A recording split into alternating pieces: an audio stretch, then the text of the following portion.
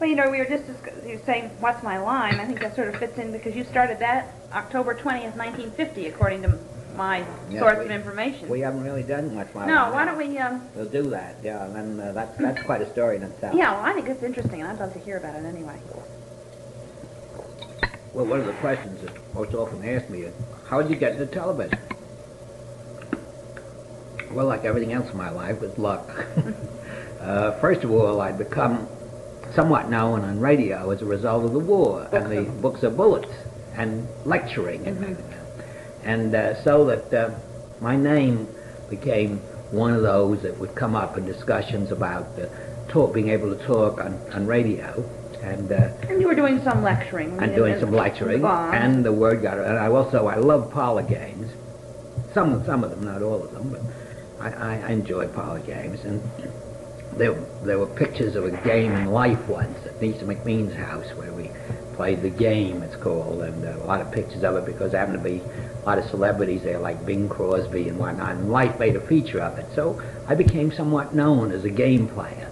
And I had done one or two experimental TV programs down at Grand Central Station when CBS had its first experimental TV station in the third floor of Grand Central. Dick Rogers and Gypsy Rose Lee and I did some kind of a crazy game there once. So at least I had got my toes into it.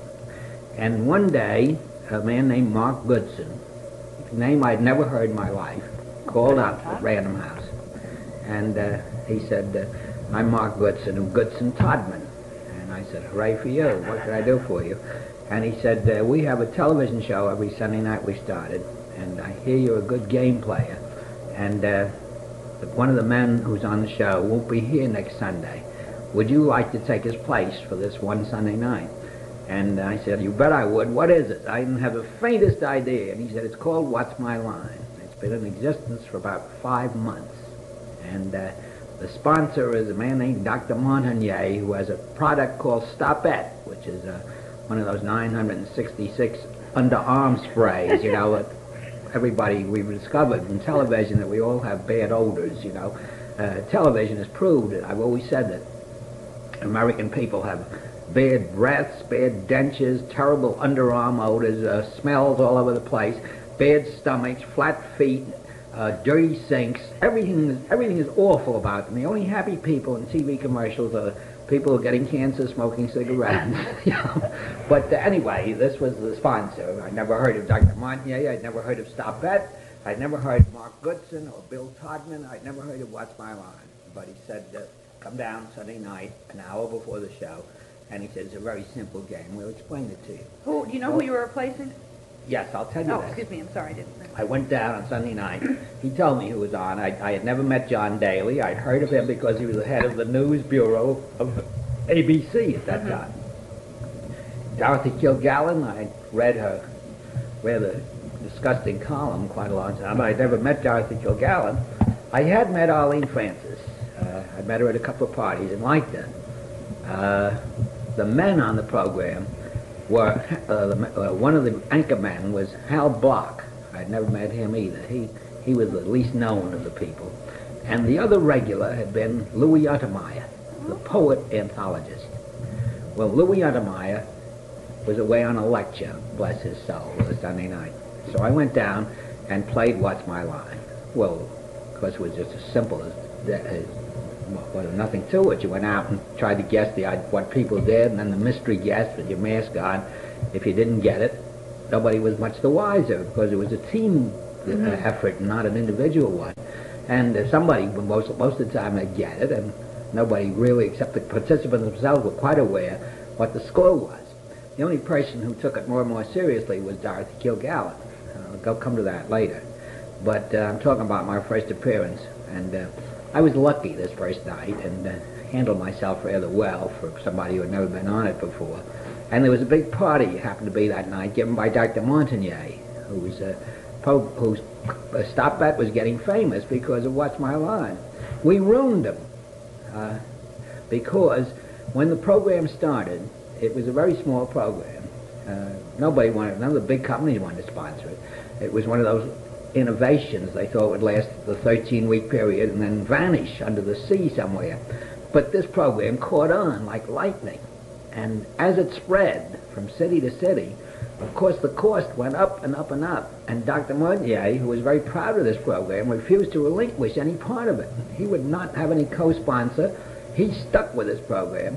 And so finally we ruined him, because by the time we got finished, this was in practically every city in the United States. We had over 140 stations, and it was up on the top 10 for about 15 years.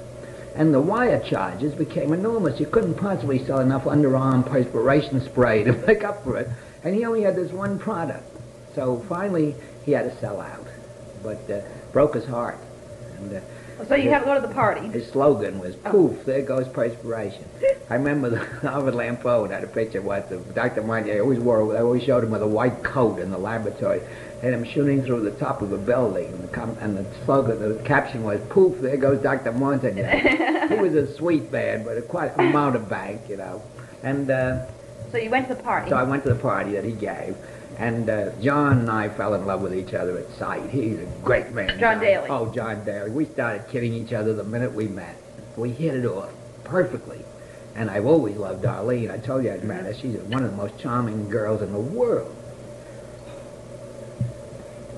As for Dorothy, personally, she was very nice.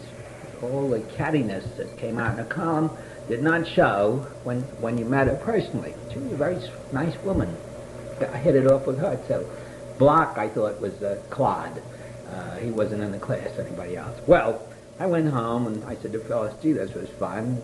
Interesting experience. Within 3 weeks, Dr. Louis Untermeyer was in a terrible jam. He was a great signer.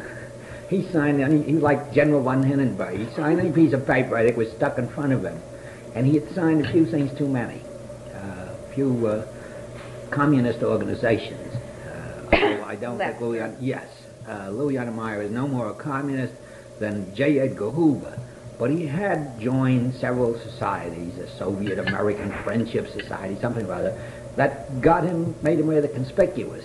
And a few of these right-wing organizations began hounding people like Louis Untermeyer. It was an unfortunate time in television when the blacklist was coming into effect. And a lot of people lost their jobs outrageously because of a grocer up in Syracuse who made a lot of trouble.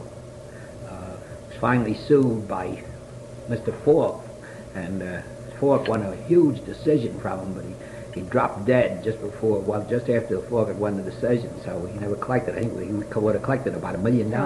Remember? I think his name was Johnson, up in Syracuse. And the Catholic war veterans were raising hell with Louis Untermeyer. I'll say this for Goodson Todman and Montigny. They held out against all this as long as they could. But finally they started picketing the theater where the Watch My Line was done. And the pressure became too great. And Montier said, after all, I'm paying a lot of money for this. I don't want my product picketed. You know. So reluctantly, they had to tell Louis Untermeyer he had to leave the program. Well, that left that place open for the little boy who had played it one night. And so they called you up? They called me up and said, would you like to do it permanently? And I said, would I? Well, at that time, I think the price was, I've forgotten what they were paying that time, something like $300 a week, which is, for just playing a game for a half hour, was nice money. Was nice money, even for somebody who was a successful publisher. And of course, as the program grew and grew, the fee grew and grew. So by the time it was over, we were making scandalous amounts of money for this. Scandalous. What were you making? I'm not going to say. It was enormous, and a huge profit sharing. Oh, the whole thing was, the whole thing was just, there's never been such easy money in the world for playing a game for half hour. No costumes, no rehearsals, no props. We'd come down, John and I would get there about 15 minutes before game time. And after a little while, we didn't even wear dress coats anymore. We discovered we could get away with a black tie and fake it with a dark suit and a black dress tie, which I'd whip off the minute the show was over. And 5 minutes after the show was over, I was on my way out, dressed like a normal human being. And it was great fun. I loved it from the start because I told you again and again I have a streak of pure ham in me, and this appealed to every part of it. Within about 6 weeks, I was a national figure. As a publisher, nobody knew who I was.